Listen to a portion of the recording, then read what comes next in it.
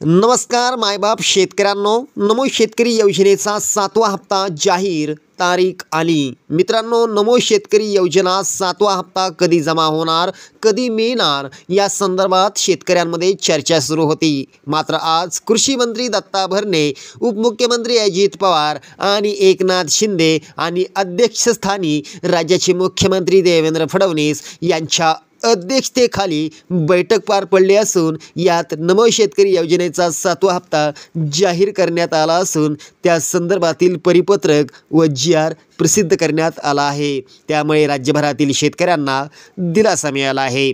मित्रांनो, मायबाप शेतकऱ्यांनो, नमो शेतकरी योजनेच्या 7व्या हप्त्याची तारीख आपण पुढे पाहणारच आहोत।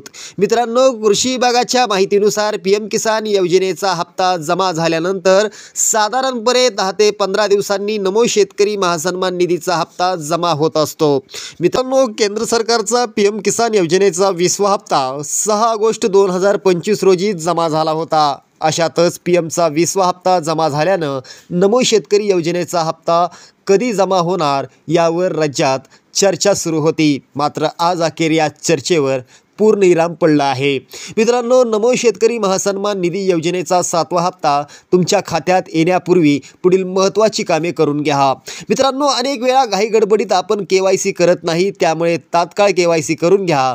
तसंच तुमचं आधार लिंक, त्याचबरोबर बँक खाते स्थिती चेक करा, जेणेकरून नमो शेतकरी महासन्मान योजनेचा 7वा हप्ता अलगद तुमच्या खात्यात येऊन जाईल।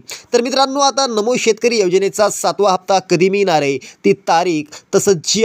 आणि परिपत्रक देखील पाहूया।